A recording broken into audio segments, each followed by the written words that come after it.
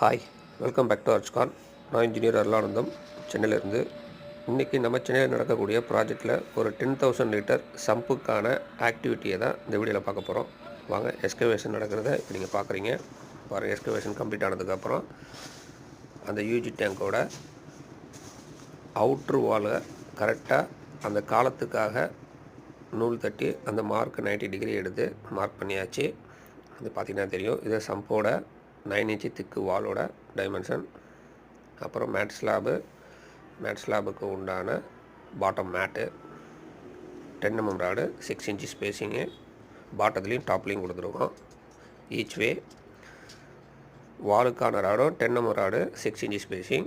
வாலுக்கான horizontal rod 8 mm rod, 6 inch spacing. அதுதான் இந்த வீடியோவில் நீங்கள் பார்த்துட்ருக்கீங்க.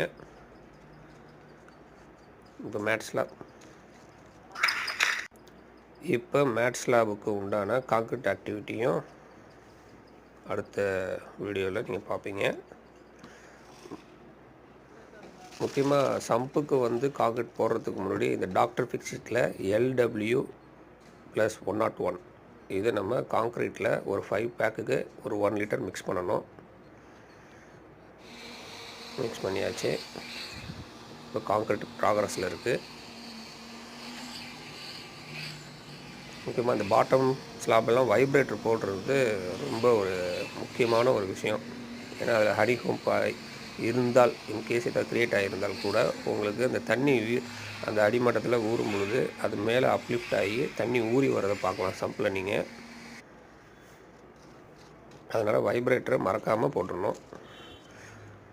வைப்ரேட்டர் போட்டதுக்கப்புறமா நல்லா அந்த லெவல் பண்ணிவிட்டு ப்ரூமிங் பண்ணணும். அந்த டாப் சர்ஃபேஸை ஃபுல்லாக பார்த்திங்கன்னா ஒரு பார்த்திங்கன்னா தெரியும். எல்லா இடத்துலையும் வைப்ரேட்டர் போட்டு அந்த ஹனிகோம்பை அவாய்ட் பண்ணிடணும். மறுநாள் சைடு பிரிச்சிடணும்.